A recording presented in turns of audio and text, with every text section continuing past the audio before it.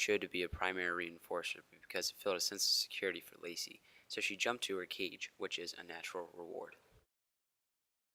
Lacy exhibited avoidance when she climbed up the rope to refrain from falling. A positive reinforcer was the cage because Lacy wanted it for safety. Lacy demonstrated associative learning by realizing that crossing the dowel rod allows for cage time.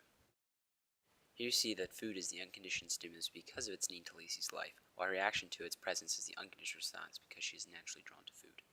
Lacy demonstrated acquisition when she related food, an unconditioned stimulus, with a click, the neutral stimulus. Lacy naturally now responds by salivating to a click, showing she has a conditioned response to the conditioned stimulus, which was once the neutral stimulus. Lacy was put in the maze to roam and demonstrated latent learning when eventually placed in the maze and a descent presented at the end. She then navigated the maze successfully. She also developed a cognitive map of the maze when she dreamt of a mental image of its layout and ran the maze successfully and efficiently the next day. Lacy is desiring of our hands and follows it as seen by her walking on her hind legs. She then was rewarded by being able to run into our hands instead of taking food as a reward and exhibited the PSYCH principle. Here we added an unpleasant stimulus, the tapping of Lacy's nose to decrease her cleaning behavior. Lacy shows the law of effect as she repeatedly spins 3 times so she can gain access to a food reward.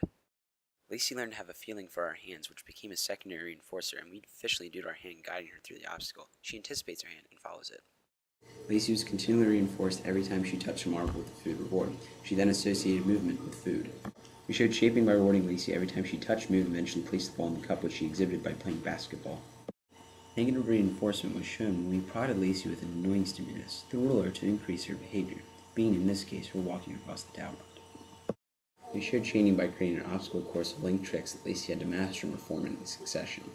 We also used fixed ratio schedule since we rewarded her after a set amount of actions, which was in this case the completion of all 4 tricks.